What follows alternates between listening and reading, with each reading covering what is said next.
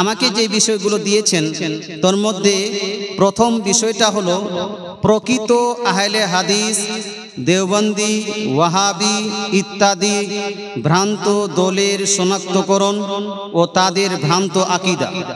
2 নম্বর যে বিষয় দিয়েছেন সেটা হলো আলেম সম্প্রদায় তথা মসজিদের ইমাম, মাদ্রাসার শিক্ষকদের আকীদা ও আচার আচরণ এবং তাদের প্রতি সমাজের মানুষের দায়িত্ব ও কর্তব্য। তৃতীয় যে বিষয়টা দিয়েছেন সেটা হলো শরীয়তের দৃষ্টিতে ইসলামিক সমাজে নারীর ভূমিকা ও কর্তব্য। 3টি বিষয়ে আধা ঘন্টা করে আলোচনা করলেও 1.5 ঘন্টা লাগে, কিন্তু সময় খুব স্বল্প, ওই জন্য বাত হবে খুব অল্প। আমি 10 থেকে 15 মিনিট করে একটু করে বোঝানোর চেষ্টা করব। আমার পরেই আপনার জামে আজহার মিসর, the most valuable university of the universe. Nowadays, Islamic, according to Islamic education, Islamic শিক্ষা অনুযায়ী বিশ্বের মধ্যে সর্বশ্রেষ্ঠ ইউনিভার্সিটি জামে আজহার মিসর, সেখান থেকে শিক্ষাপ্রাপ্ত হযরত আল্লামা মাওলানা মুফতি আহমদ রেজা আজহারি সাহেব তিনি উপস্থিত আছেন।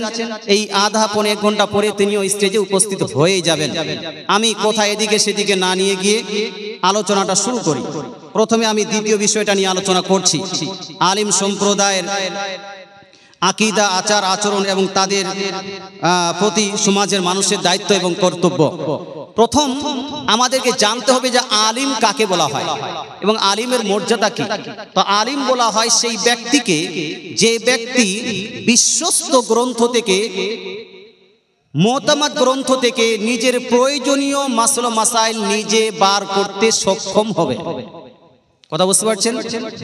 বিশ্বস্ত কিতাবাদি যেগুলো আছে ইসলামিক, সেই কিতাব থেকে নিজের জ্ঞান মোতাবিক নিজের প্রয়োজনীয় মাসলা মাসাইল নিজে বের করে তার উপর আমল করতে সক্ষম, এই রকম ব্যক্তিকে আলিম বলা হবে।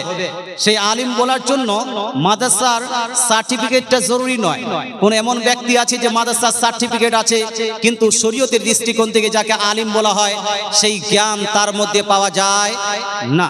এমনও হতে পারে যে মাদ্রাসায় শিক্ষা গ্রহণই করেনি কিন্তু তার মধ্যে সেই জ্ঞানটা আছে, নিজের জ্ঞান মোতাবিক সে উলামায়ে কেরাম, ইমামগণ, মুহাদ্দিসিনগণ মুতাবার এবং বিশ্বস্ত কিতাবাদি থেকে নিজের প্রয়োজনীয় মাসলা মাসাইল বের করতে পারবে। মাদ্রাসায় না গেলেও এই ব্যক্তিকে আলিম বলা হবে। কথা বোঝা গেল? আলিমের মর্যাদা কতটা, আলিমের মর্যাদা, আলিমের সম্মান কতটা। ধর্মীয় জ্ঞান, মুসলমান যে ব্যক্তি সেই ব্যক্তির জন্য নামাজ পড়তেই হবে, নামাজ পড়া, নামাজ আদায় করা হলো ফরজ, যাকাত দেওয়া হলো ফরজ, হজ করা যদি সে সামর্থ্যবান হয় তাহলে হজ করাটা হলো ফরজ, যাকাতের যদি তার উপর নিসাব লাগু হয়ে যায় তাহলে যাকাত দেওয়াটা হলো ফরজ। তদরূপ মুসলমান একজন মুসলিমের জন্য ধর্মীয় জ্ঞান, ইসলামিক জ্ঞান অর্জন করাটাও হলো ফরজ। এটা মুস্তাহাব এবং শুধু সুন্নত নয়, এটা হলো ফরজে আইন, অর্জন করতেই হবে। নবীজি ইরশাদ করেন সুনান ইবনে মাজাহ এবং মিশকাত শরীফের হাদিস, নবীজি বলছেন তলাবুল ইলমি ফারিদা আলা কুল্লি মুসলিম। To get Islamic knowledge is compulsory necessary for each and every person connected to Islam, whether it be male or women.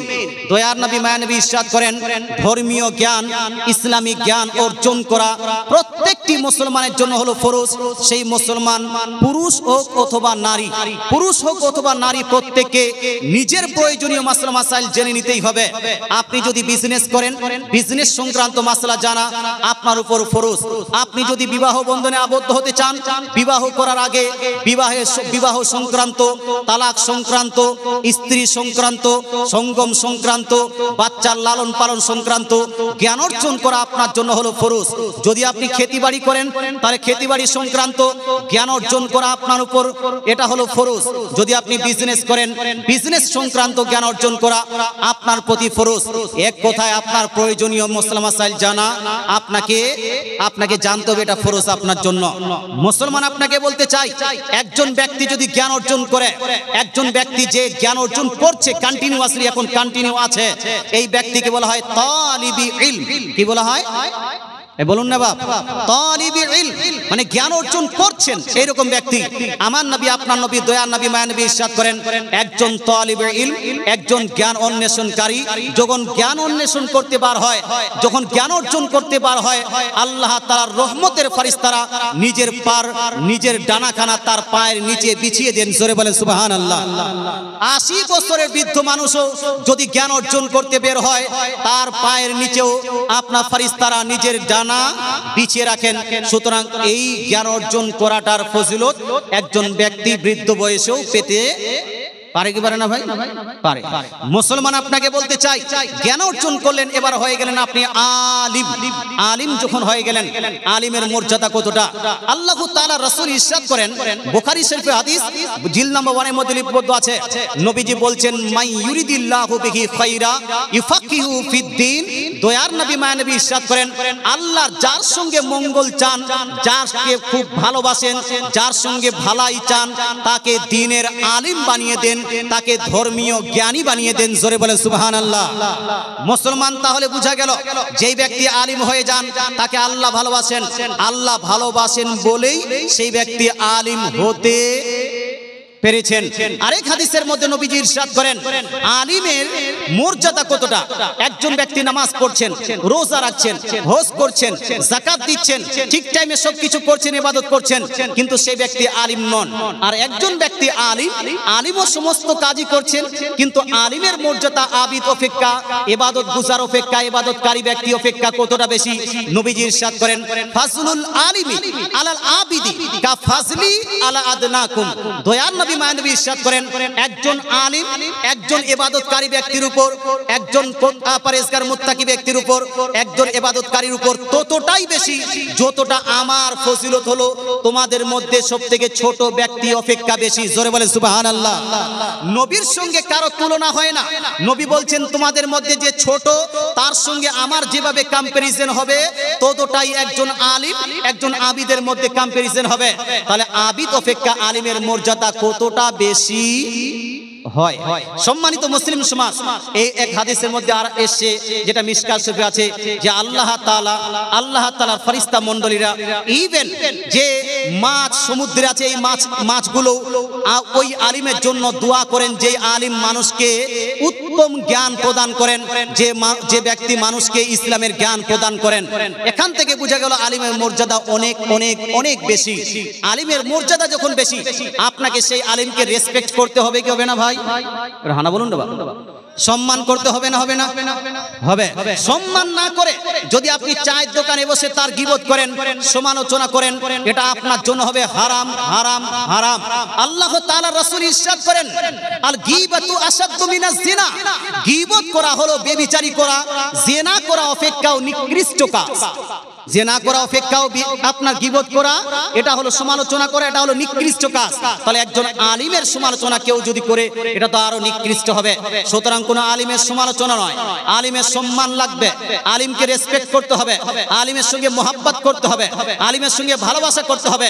কারণ দয়ার নবী, মায়া নবী ইরশাদ করেছেন, কাল কিয়ামতের মাঠে উত্তপ্ত ময়দানে কঠিন আসবে দিনে 3 প্রকারের মানুষ আপনার জন্য সুপারিশ করবেন। কত প্রকার?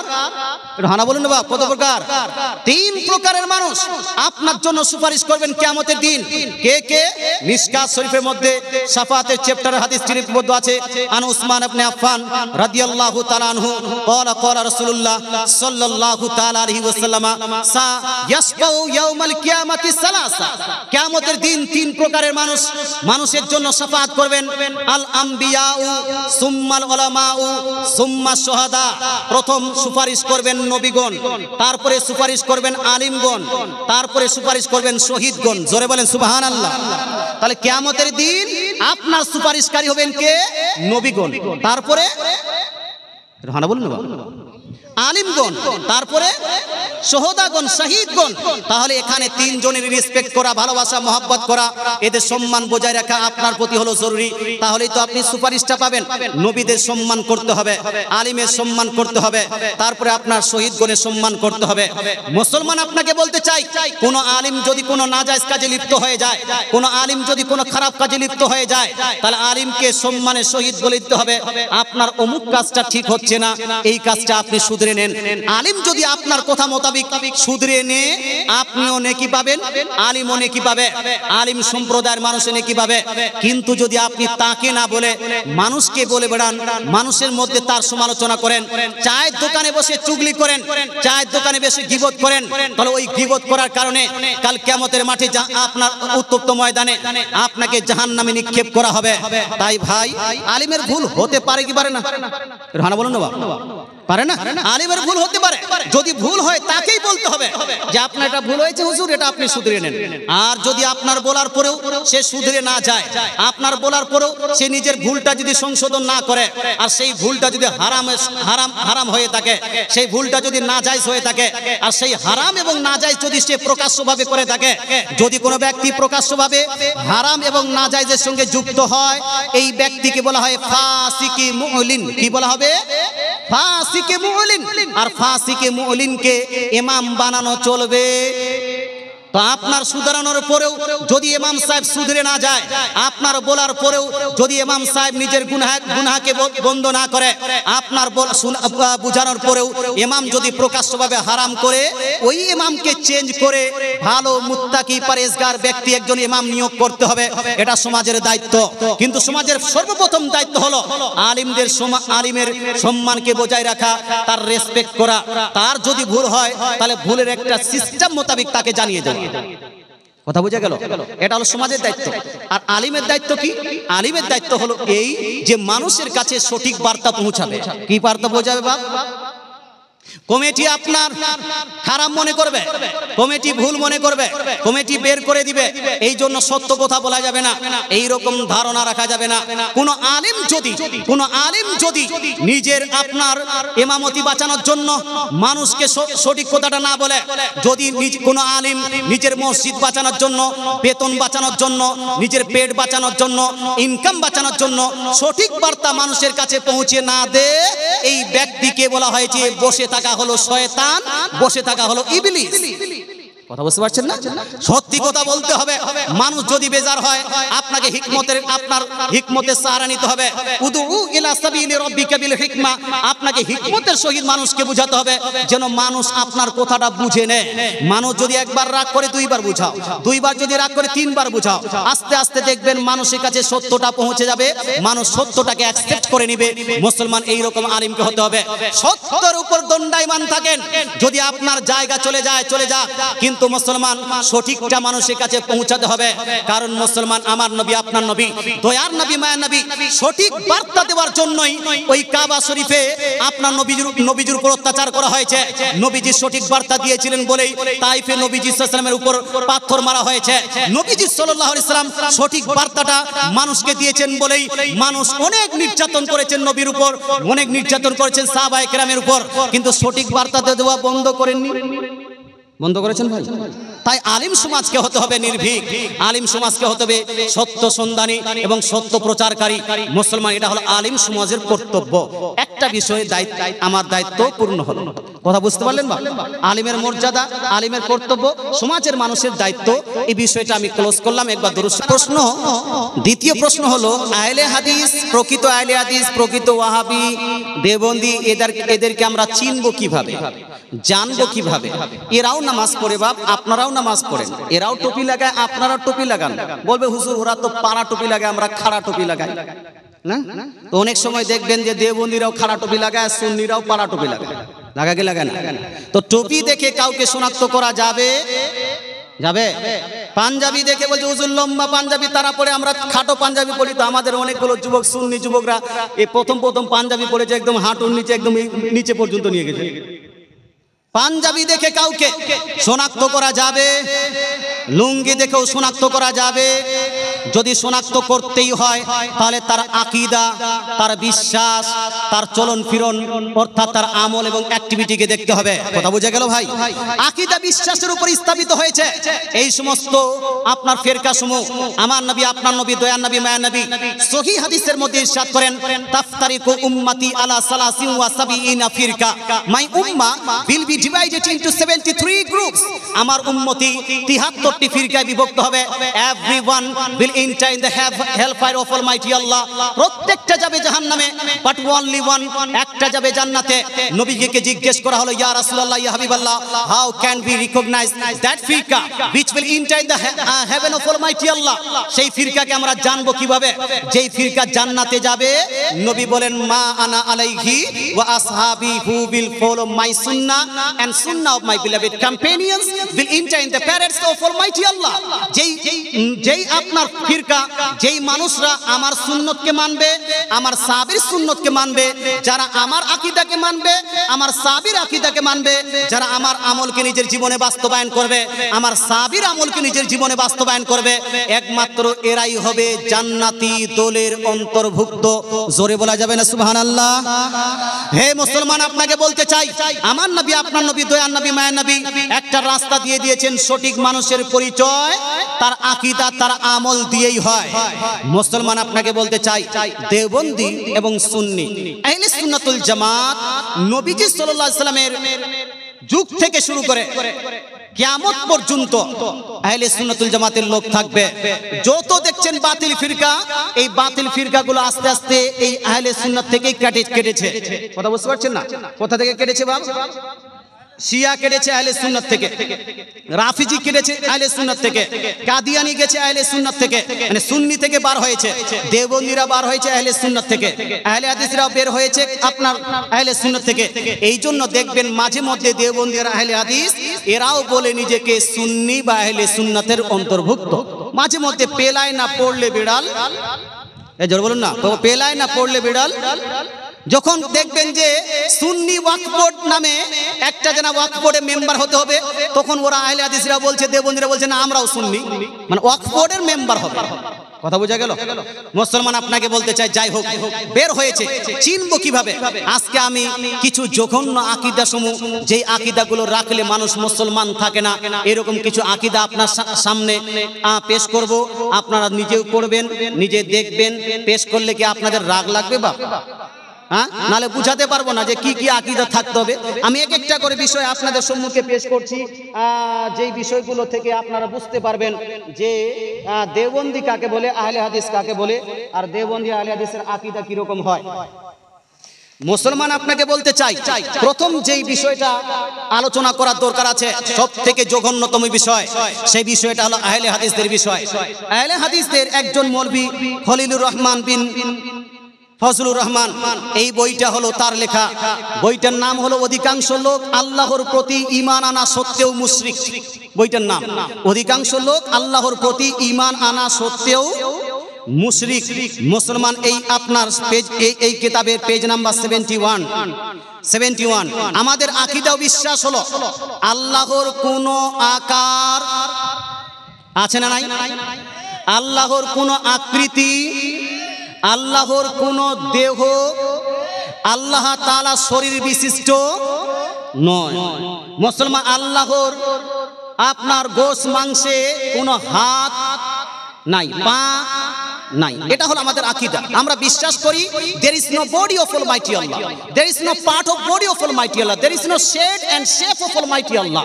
আল্লাহর কোনো শেড নাই, আল্লাহর কোনো শেপ নাই, আল্লাহর কোনো আকার নাই, আকৃতি নেই। এটা আমাদের বাপ দাদা 14 খানদান এই উপর থেকে যা বিশ্বাস করে আসছে। ইদানিং এরা বলছে, এর পেজ নাম্বার 71 এর মধ্যে কি বলছে, মহান আল্লাহর আকৃতি বা আকার রয়েছে। বলেন নাউজুবিল্লাহ, জোরে বলেন নাউজুবিল্লাহ। মহান আল্লাহর, এদের চ্যাপ্টার বেঁধেছে আল্লাহর আকৃতি। আল্লাহর আকৃতি এখানে লিখেছে মহান আল্লাহর আকৃতি বা আকার রয়েছে, তার মানে আকারও আছে, আকৃতি আছে। তারপর বলছে কিন্তু তার আকার কেমন, কি অবস্থায় তিনি আছেন, তার অঙ্গ প্রত্যঙ্গ কেমন, এটা তিনি আমাদেরকে বলে দেননি। তার মানে তিনি বলছেন যে তার আকার আছে, আকৃতি আছে, অঙ্গ প্রত্যঙ্গ আছে, কিন্তু আমরা বলতে পারবো না কেমন। কথা বোঝা গেল? আচ্ছা, তার পেজ নাম্বার 72 এর মধ্যে লিখছে দৈহিক বৈশিষ্ট্য। আচ্ছা, দৈহিক বৈশিষ্ট্য কার থাকে? যার দেহ আছে তার, না যার দেহ নেই তার? জোরে বলুন না বাবা। দৈহিক বৈশিষ্ট্য তার হয় যার দেহ আছে, তার মানে হলো এদের আকীদা হলো আল্লাহর আকার আছে। মুসলমান আপনাকে বলতে চাই, আল্লাহ তাআলা কোরআন শরীফের মধ্যে বেশ কিছু জিনিসের উল্লেখ করেছেন, যেমন আল্লাহ তাআলার হাত, এটার কোরআনে উল্লেখ আছে। আল্লাহ তাআলার চেহারা, এটার কোরআনে উল্লেখ আছে। আল্লাহ তাআলার আপনার নফস, এটা কোরআনে উল্লেখ আছে। এইগুলোকে মেনশন করে তারা প্রমাণ করতে চায় আল্লাহর যেহেতু হাত আছে, আল্লাহর যেহেতু আপনার চেহারা আছে, আল্লাহর যেহেতু কি বলছে নফস আছে, তাই আল্লাহর আকৃতিও আছে। এবার আপনাকে একটু বুঝাতে হবে, মুসলমান আপনাকে বলতে চাই আপনার মধ্যে দেহ, আপনার মধ্যে শরীর, আপনার মধ্যে হাত পা শরীর ইত্যাদি সবই আছে। মুসলমান আপনাকে বলতে চাই আপনার মধ্যে আমি কোয়ালিটি দেখব দুইটা জিনিস আছে আপনার মধ্যে। একটা দেখেন আপনার হাত, আপনার পা, আপনার চোখ, এইগুলা। আর একটা আছে আপনার মধ্যে আপনার জ্ঞান, আপনার গরিমা, আপনার ক্ষমতা। বলুন তো আপনার হাত পা চক্ষু এগুলা আপনার কি? এগুলা হলো দেহের অঙ্গ প্রত্যঙ্গ নাকি বাপ? কি এগুলা? দেহের অঙ্গ প্রত্যঙ্গ। আর আপনার জ্ঞান, আপনার গরিমা, আপনার শক্তি, এটা কি আপনার? বলুন বলুন বলুন, বলতে পারছেন? এটা আপনার গুণ, এটা কি আপনার বিশেষণ? গুণ, অ্যাট্রিবিউট, ইংলিশে বলা হয় অ্যাট্রিবিউট, এটা হলো আপনার বিশেষণ। আচ্ছা বলুন তো আপনার মধ্যে যে দুই কোয়ালিটির জিনিস আছে, এই জিনিসের মধ্যে এক কোয়ালিটির তো আকার আছে, অর্থাৎ আপনার হাতের আকার আছে, আপনার পায়ের আকার আছে, কিন্তু আপনার যে জ্ঞান, যে গুণ আছে, যে অ্যাট্রিবিউট আছে, যে বিশেষণ আছে, এটার কোনো আকৃতি আছে? এটা হারাবো না, আকার আছে? আকার আকৃতি নাই। আপনার দৃষ্টি, আপনার শক্তি, এটার কোনো আকার আকৃতি নেই। মুসলমান আপনাকে বলতে চাই আজ থেকে প্রায় 1400 বছর পূর্বে ইমামে আজম আবু হানিফা রাদিয়াল্লাহু তাআলা আনহু এই আয়াতগুলোর ব্যাখ্যা করে গেছেন যে আল্লাহ তাআলার হাত, আল্লাহ তাআলার পা, আল্লাহ তাআলার চেহারা, আল্লাহ তাআলার নফস বলতে কি বোঝায়। তিনি বলছেন এই কিতাবটি ইমাম আবু হানিফা রাদিয়াল্লাহু তাআলা আনহু কিতাব ফিকহ আকবরের মধ্যে পেজ নাম্বার 27 এর মধ্যে তিনি উল্লেখ করছেন লাহু ইয়াদুন ওয়া ওয়াজহুন ওয়া নাফসুন কামা যাকারাহুল্লাহু তাআলা ফিল কোরআন ওয়া মা যাকারাহুল্লাহু তাআলা ফিল কোরআন মিন যিকরিল ওয়াজহি ওয়াল ইয়াদি ওয়ান নাফসি ফাহুয়া লাহু সিফাত। অর্থাৎ ইমাম আবু হানিফা রাদিয়াল্লাহু তাআলা বলছেন শুনো, আল্লাহ তাআলার হাত আছে, আল্লাহর পা আছে, আল্লাহর চেহারা আছে, আল্লাহর নফস আছে, কিন্তু আল্লাহর যে এই সমস্ত জিনিস আছে এইগুলা আল্লাহর অঙ্গ প্রত্যঙ্গ নয়, এগুলা হলো আল্লাহ তাআলার এক একটা করে গুণ, এক একটা করে বিশেষণ। জোরে বলেন সুবহানাল্লাহ। কিলা ভাই কিগুলা বলুন না? গুণ, সিফাত। সিফাত এটা বহুবচন সিফাতুনের, সিফাতুন সিফাত, এটা হলো আল্লাহর গুণ। তাই আল্লাহর হাত আছে, কিন্তু আল্লাহর হাতটা আল্লাহর অঙ্গ নয়, আল্লাহর একটা গুণ। আল্লাহর পা আছে, কিন্তু আল্লাহর পাটা আল্লাহর অঙ্গ নয়, এটা হলো আল্লাহর একটি গুণ। আর গুণের কোনো আকার হয়? এই আকার হয়? বিশেষণের কোনো আকার হয়? আল্লাহর দেহ নাই, এই জন্য আল্লাহ তাআলার কোনো আকার নেই। আল্লাহর অঙ্গ প্রত্যঙ্গ নেই, এই জন্য আল্লাহ তাআলার কোনো আকার নেই। আপনি বলুন হুজুর আমাদের হাত আমাদের অঙ্গ, আল্লাহর হাত আল্লাহর গুণ কেন এটা আলাদা কেন হলো? তো তার কারণটা হলো আল্লাহ তাআলা কোরআনুল মাজিদ ফুরকানুল হামিদের মধ্যে ইরশাদ করেন সূরা সূরা আয়াত নাম্বার 11 নম্বর আয়াতে আল্লাহ তাআলা বলছেন লাইসা কামিসলিহি শাই, আল্লাহর মতো কোনো জিনিস এই পৃথিবীতে আল্লাহর মতো নেই। আল্লাহ তাআলার সঙ্গে কাউকে সাদৃশ্য করা যাবে না, আল্লাহ তাআলার সঙ্গে কাউকে তুলনা করা যাবে না।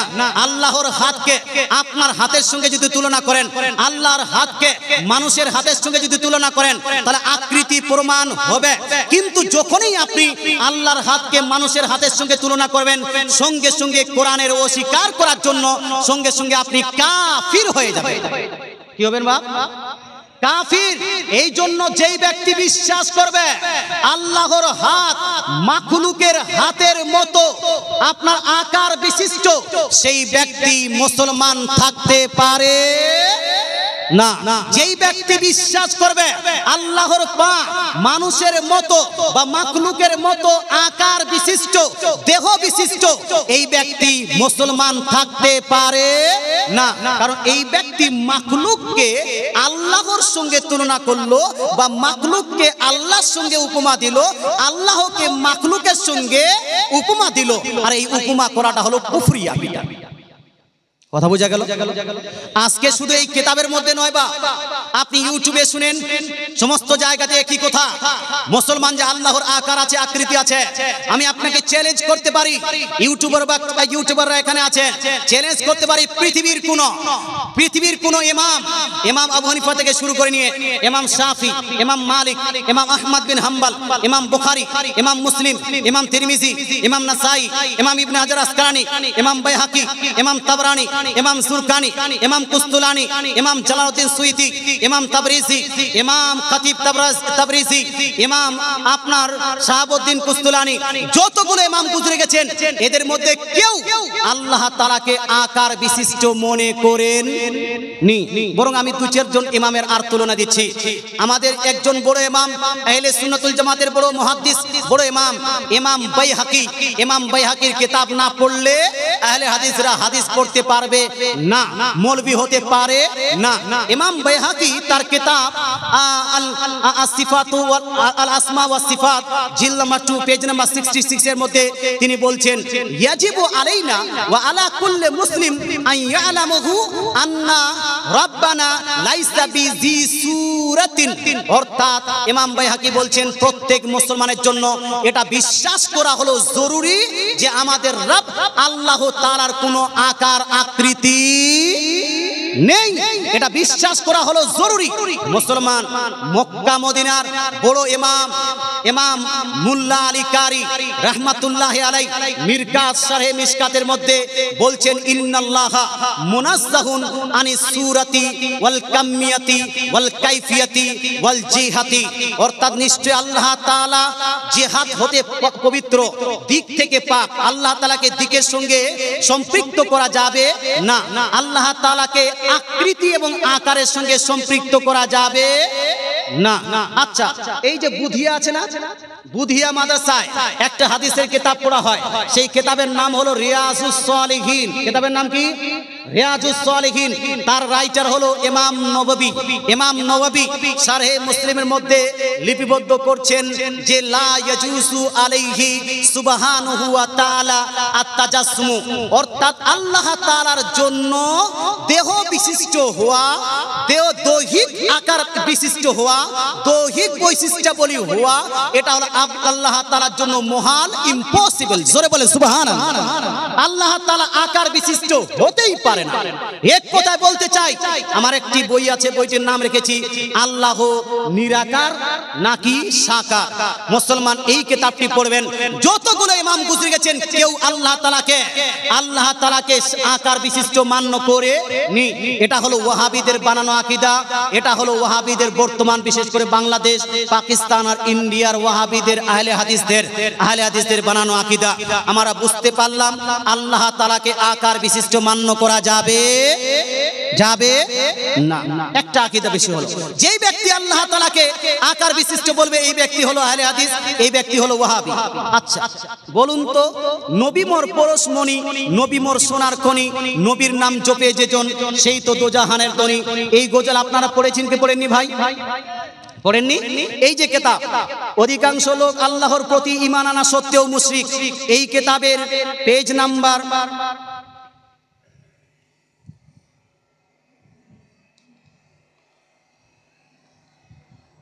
এই আপনার কিতাবের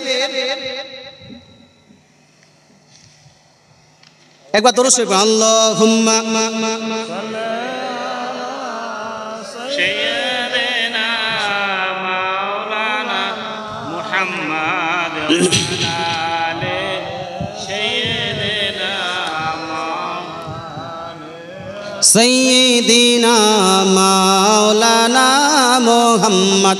মুসলমান আপনাকে বলতে এক এক করে সব খুলবো। ডক্টর জাকির নায়েকের কুফরি আকীদা কোনটা, শিরকি আকীদা কোনটা, এটাও আমি আলোচনা করব ইনশাআল্লাহ তাআলা। আপনি অনেক আলোচনা শুনেছেন ডক্টর জাকির নায়েকের, কিন্তু আমি যে আলোচনাটা দেখাবো সেটা হয়তো অন্য দিনে শুনেননি।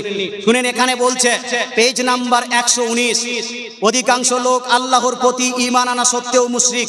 লেখক খলিলুর রহমান বিন ফজলুর রহমান, তৌহিদ প্রকাশনী। মুসলমান এই কিতাবটি ছাপানো হয়েছে সীতাপুর, জগৎবল্লভপুর, হুগলি থেকে। এই কিতাবের পেজ নাম্বার 119, নবী মোর পরশমণি, নবী মোর সোনার খনি, নবীর নাম জপে যে সেই তো দোজাহানের ধ্বনি। এটা যেই ব্যক্তি গজল করেছে, এদের কথা মোতাবেক, আহলে হাদিসের কথা মোতাবেক যারা যারা এই গজল করেছে সবাই মুশরিক হয়ে গেছে। বলেন নাউজুবিল্লাহ, জোরে বলেন না নাউজুবিল্লাহ। এখানে লিখছে এক শ্রেণীর মানুষ গানের মাধ্যমে আল্লাহর সাথে শরীক করে থাকে। তারা গানের মাধ্যমে নবীজি সাল্লাল্লাহু আলাইহি সাল্লামকে স্রষ্টার আসনে বসিয়ে দেয়। তারা গানের মাধ্যমে বলে নবী মোর পরশমণি, নবী মোর সোনার খনি, নবীর নাম জপে যেজন সেই তো দোজাহানের ধ্বনি। তারপরে এখানে লিখছে প্রিয় পাঠক, জপ বা জিকির শুধুমাত্র আল্লাহর জন্য, আর এই জপ নবীগণের জন্য নয়। জপ বা জিকির কথাটি এদের মোতাবেক, এই রাইটের মোতাবেক, এটা শুধু আল্লাহ তাআলার জন্য নির্দিষ্ট, অন্য কারোর জন্য জপ বা জিকির কথাটি ব্যবহার করা হলো শিরক। এটা চলবে না।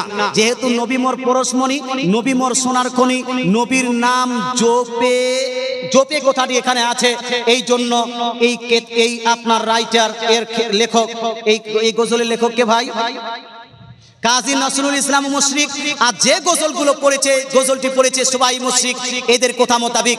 কিন্তু ভাই প্রশ্ন হলো, নবীর নাম এর সঙ্গে জপ কথাটা ব্যবহার করা, নবীর সঙ্গে জিকির কথাটি ব্যবহার করা জায়েজ না না জায়েজ? এটা কি শিরক?